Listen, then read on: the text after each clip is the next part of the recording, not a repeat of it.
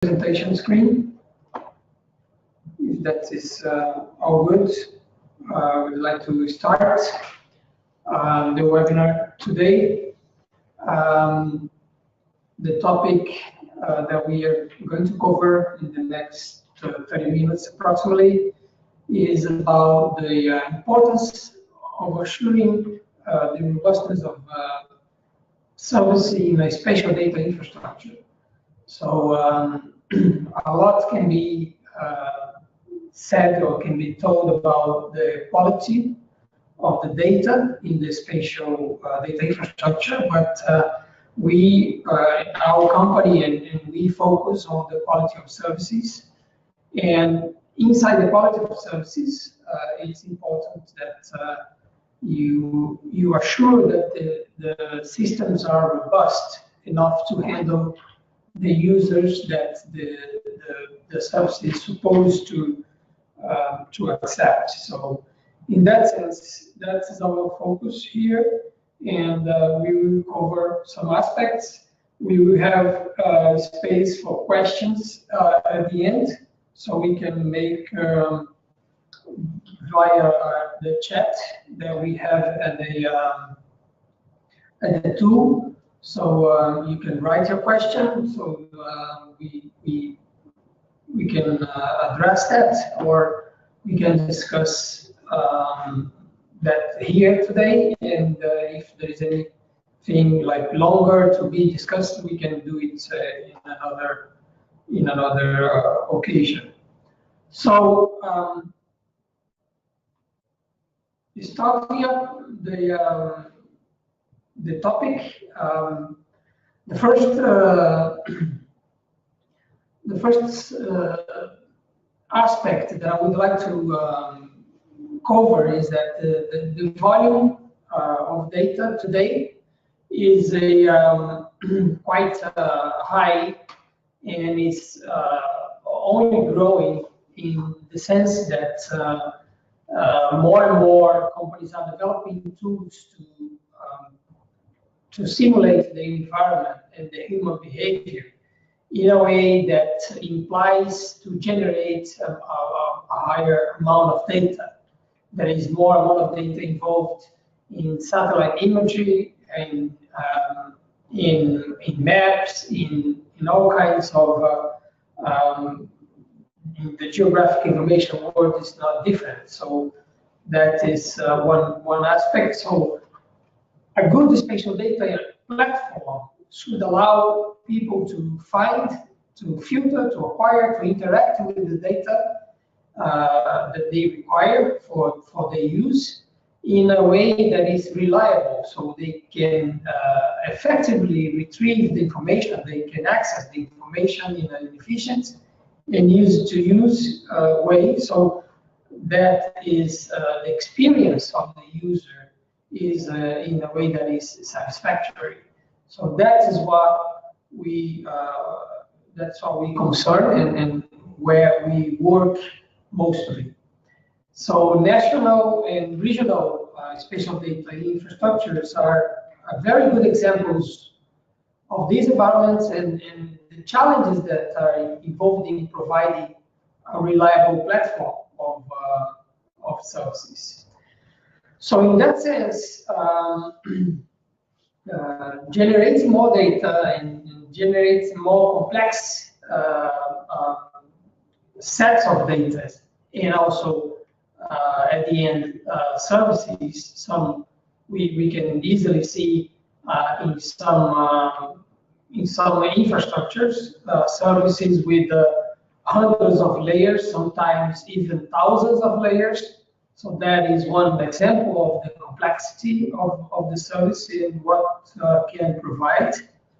But when it comes to the quality of services, which is our focus, I went to the Wikipedia for the definition, and I will comment that in a second. But you can have the best hardware, the best software, and the best network, and the best network at your disposal. But still, you can have at the end of the chain that the users are not experiencing for some reason. That can be the configuration of the services themselves, even the interoperability of the data among the different services in the same server, or any other reason. So I went with Wikipedia to look for the quality of service, and I found this definition, that is the quality of service is described, and we here going to use QoS as an acronym for quality of service. You see that for the more, but it's the description of the measurements of the performance, overall performance of a service, like a telephony or computer network or even cloud computing service, but in particular, the performance seen by the users of that network. So, taking this definition into account, we can see that the key here is that we have a good quality if the performance that the users are experiencing is in a good level. So we will take that into account to discuss what we will get into right now. So quality of service for spatial data infrastructure, in our understanding, has the meaning of the experience of the user, and in that sense, we make it available page that is free to use, that people can check different spatial web services around the globe. You can actually see different countries in the list, so you can look at that. There are like almost 100,000 services at the moment in that directory, in that catalog, that we are reaching with our requests. Every 5 minutes, we can generate response time from that service, so we can tell with a realistic request that simulates a real user. Then we can tell how is the performance, and this is also one. This is an open public service from one of our customers, which is the Environmental Finnish Institute here in Finland. So we can see that the service health or the service performance currently it was working when this check was made, and in the last 7 days and in the year. So we make this information available for free at the page of the directory of Spatineo. So that's one thing that you can make use of and check your own services or some services that you are interested to see the quality of it. But obviously, this is quite limited information. So if you are responsible for spatial data infrastructure, you probably want to see more. And as we are concerned about as I said, as I mentioned, Wikipedia saying that the quality of service is the quality of the service delivered to the user, so we can easily associate the level of usage, which this graph is about. These green bars here are the level of requests made by real users. This is again one client, one customer of ours that allow us to show their data, the utilization data, so we can make use of it.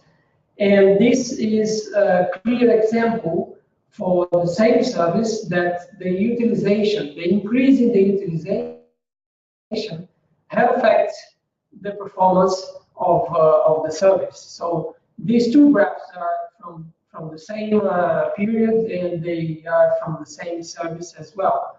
The previous one was the users, the requests made by the users, and this is based on the requests made by the Spatineo agent, the Spatineo request. So we can show that the service was unavailable or not responding well for 5 hours that day. So that we started with having a higher response time, which is the seconds here on the left axis represents. So the response time starts to slow down, and then after a certain time, which is usually 40, above 20 seconds is already a very long time for response time to retrieve the information.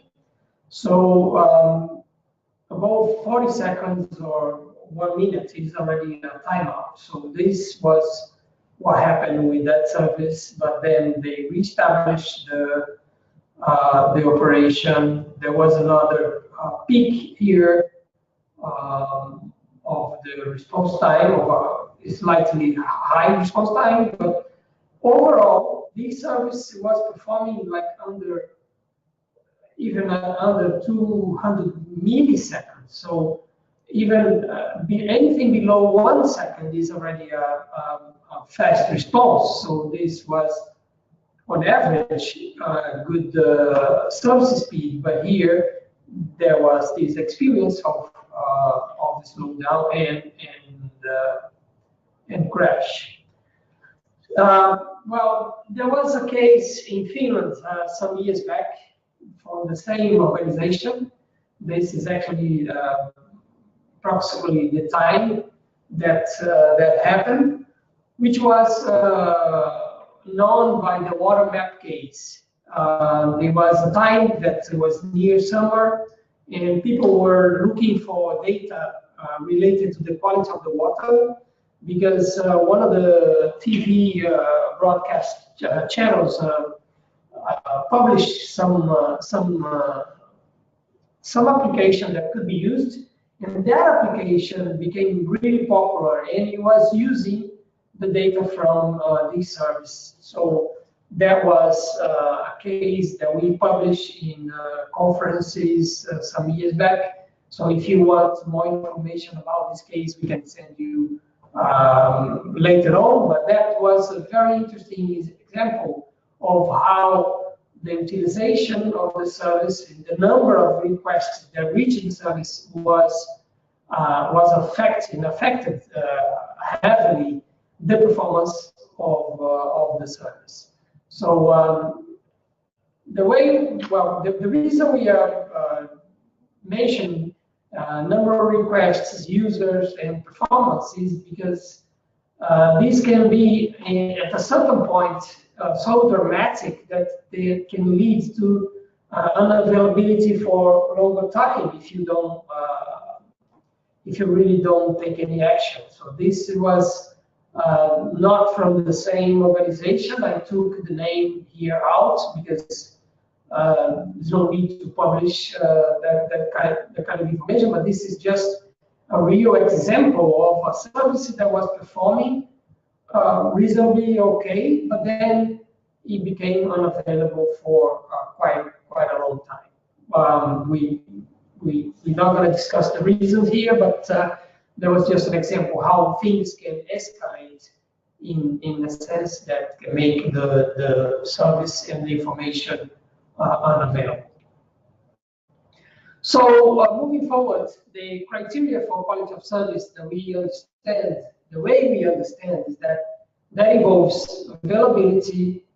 The service has to be available to have good quality, obviously. It has to have a good level of performance, so it has to respond well and fast, and has to have the capacity to handle the amount of users that is expected to handle. So in this presentation, in this webinar, we will focus on the capacity pillar. which is basically the basis for the robustness in a spatial data platform. So that's again another example how the performance and the availability can be affected. So the question is how to build the right capacity, how to build the service in a way that has the right capacity so they can handle the number of users or number of requests that is expected to have, so it does not compromise the quality for the users. So that's what we are going to see, and that's why how we can determine the capacity overall. So in that sense, we have developed a tool that can help setting up stress tests or load tests, or whatever you can call, to check the real capacity of the service, because that uses the same technology that we use for monitoring. We also can use that for determining the capacity. So we stress the service to the maximum capacity. Obviously, this is made together with the IT in the organization, with the right preparation for servers and everything. But you can set up test and establish the time for the test, the ramp-up period where the loads increase, and you can discuss and check what will be presumably what will be the maximum loads that the loads per second that the service will handle. And also you can limit the bounding box of the service. You don't need to test the entire service. You can limit that to certain bounding box of the service. And you can actually use also more than 1 meter. So this is one request. This is another one for the capabilities document, of course, but you can add different meters. You can actually check more than 1 service at the same time. You can check several different services in the same test, but obviously this also will imply that your network will be charged with will be stressed with the load. So ideally, the test should be made for 1 specific service at a time, but nothing stops you from comparing the responses from different services at the same time. So that is the establishment of the capacity tests, and the way that you run the test. Once you run it, that's the way it will look like. Here they were using 3 meters. That's the same test we are going to use to show you the behavior and how it works. And then you also have the analysis at the end, the numbers of timeouts and all the numbers of errors, the percentage of requests that actually succeeded, and that is how the test works. So now I will move to the program. I will run a capacity test together with you for you to see. Let me check where yeah, I can share this screen.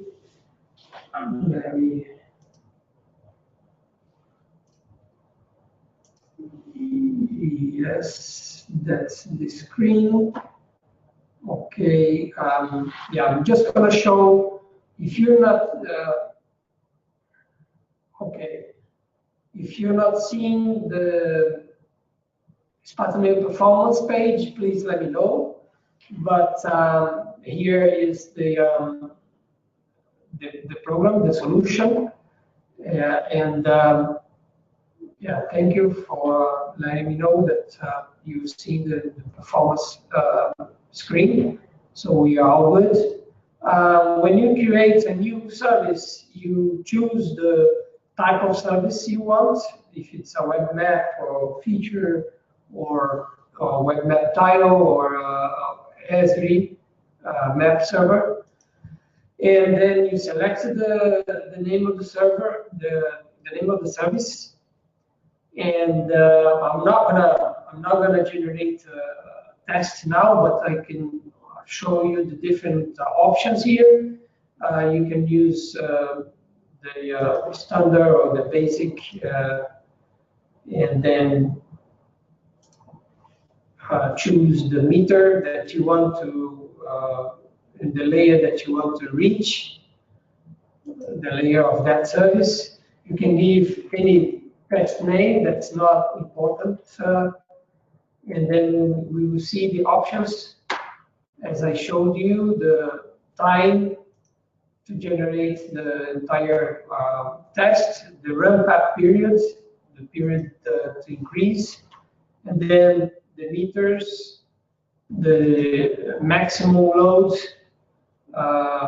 that you want to define, and there are some additional options, which are the bounding box here. You can put the coordinates or the limits of the bounding box. So that's how that is done. So actually, I can cancel that, but I need to start preparing and then cancel. So once it's okay, now cancel that. Now use an existing one to show you the how that works. So I will delete this one that I just created, and I will use this one as an example to show you how it runs, because there I know that runs smoothly. I will use the simulation mode. This is using the 3 meters for this service. So I will start running this test, which is a simulation, but it helps you to visualize, and also you can discuss with the team what are the impressions of the team. So sorry, I have to prepare the text as well. So that is, there will be a moment, and then this will be ready to run. You will show me here, yeah, start. So when I started, you will start sending requests to that service, and the requests should be successful in the beginning as expected. But for this, it was assigned a maximum load of 255 requests. So it will increase a long time. So at this point, if you have any questions, we actually can take some questions now, because this will take 2 minutes until it reaches. I will just minimize this long discussion here, because we don't have a team to discuss at the moment, but this is showing how the stress is increasing, and it's reaching 120, and it's now going up to 255 in 2 minutes, in 1 minute actually, because 1 minute is gone already. So if you have a question now, we can take one question on the chat, if there is any. Otherwise, we can see here that we start to see some timeouts already, some level of errors. The dark brown is the timeout, and the light brown or orange, or however you call this color, is level of errors. So there has been quite a lot more timeouts than errors. So meaning that the maximum has been reached. Remember that this, just a detail, that this is combining all the data for the 3 meters that were set for this test. So that is the combination of all the 3, but we can visualize all the 3 different meters separately. So you can compare the behavior for the different meters, for different layers, and even for different services, as I mentioned in the previous slides. So we now approaching 3 minutes. So we are already in the maximum load, which is actually different now, because we chose that was set up for 100 requests per second for this meter, 75 requests per second for this, and 70 and 80 for this. So total combined was 250 requests per second for all 3 meters. So we can let the test go to the end, so we can get the numbers in the result analysis, which is produced automatically once the test is finalized. So any questions at this point? If we are, if you have, you can type on the chat on the right side of your screen, where it's supposed to be. Well, we are approaching the end of the test, which is 300 seconds. It's total 5 minutes. So that is coming up in a second.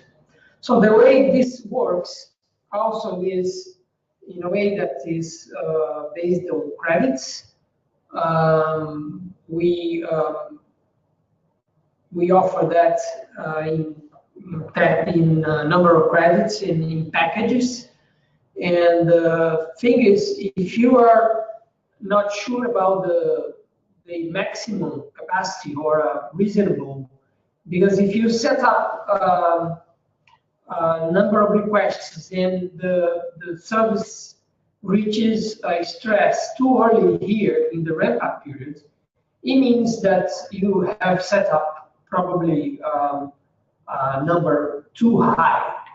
On the other hand, if there is no stress when it reaches the maximum here, it means that you probably set up quite low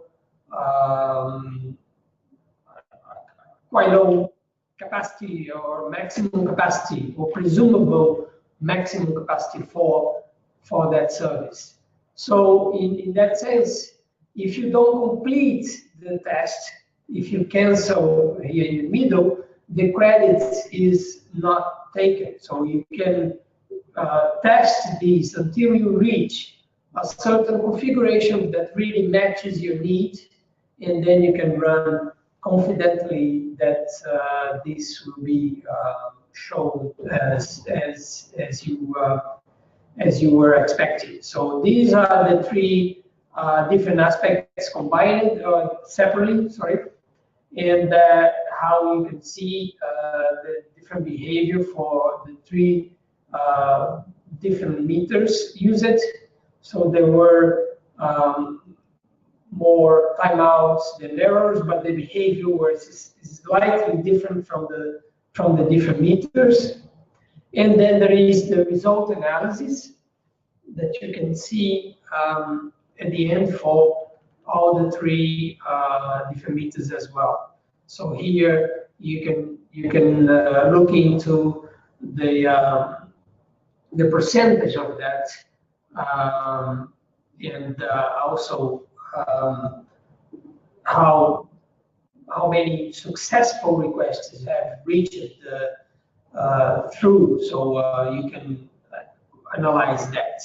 So in that sense, you can pretty much, once you have checked that the service is responding well to a certain level of maximum capacity, and since these are reliable and relevant generated loads, because this simulates real usage, like get max or get feature, depending on the type of service, you can confidently say that your service will be able to handle the number of requests that is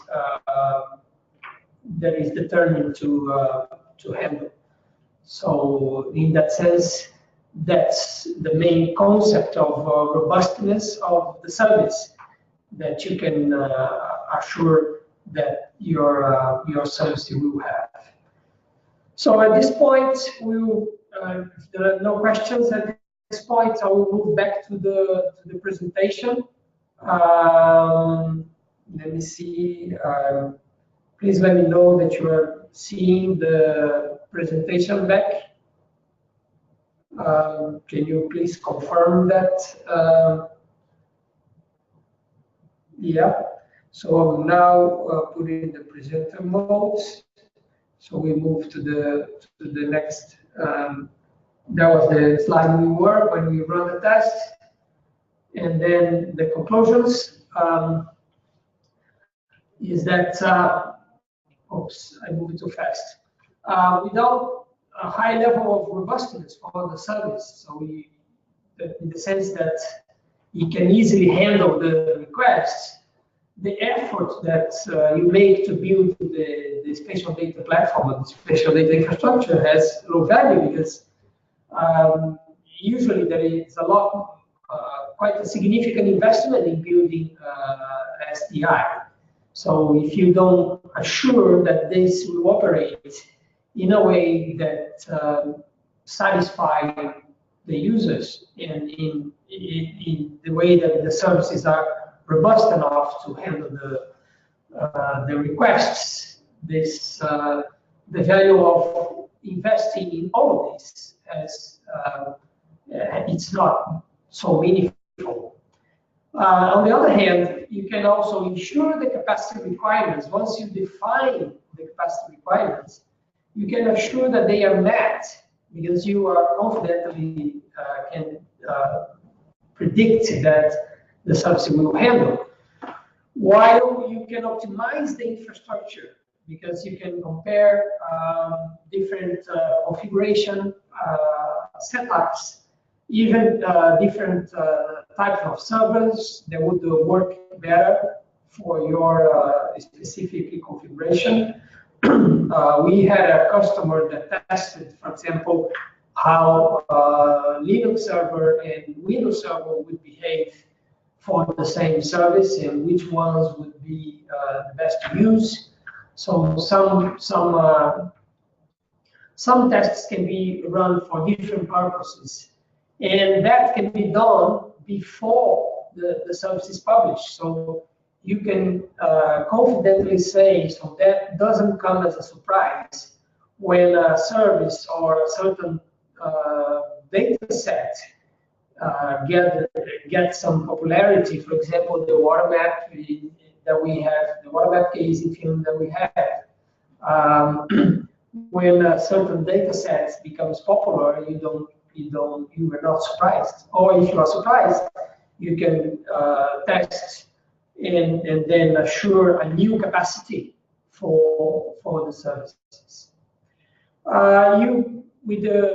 you need to have good visualization of the indicators of the test and the results that comes with it, so you can identify the core issues. This is also key to guarantee a good performance of the service at the end. And at last but not least, the reliable capacity assessment is actually good to probe how successful the implementation is at the moment, or how the implementation will be, because since you can assure that the service will handle what it's supposed to handle. That is something that you can publish with confidence. That could be that would be the message here. So you can publish the services with confidence that will meet the capacity requirements. Okay, well, that's it for today. I hope you enjoyed this webinar, and if you need more information on this tool or any other topic that we have mentioned here, you have my contact information here on the screen. You will also receive the recording of this webinar, so if you miss the certain screen or any parts of that, you can look into later on. That will be sent for all the ones who register. So even the ones who couldn't make it today, they will receive that and they can watch later on. Okay, well, thanks for the assistance, and I hope we'll see you in one of our next events. So thank you very much, and hope to see you in some of our next events. And if there are any questions, now at this point we can also take that.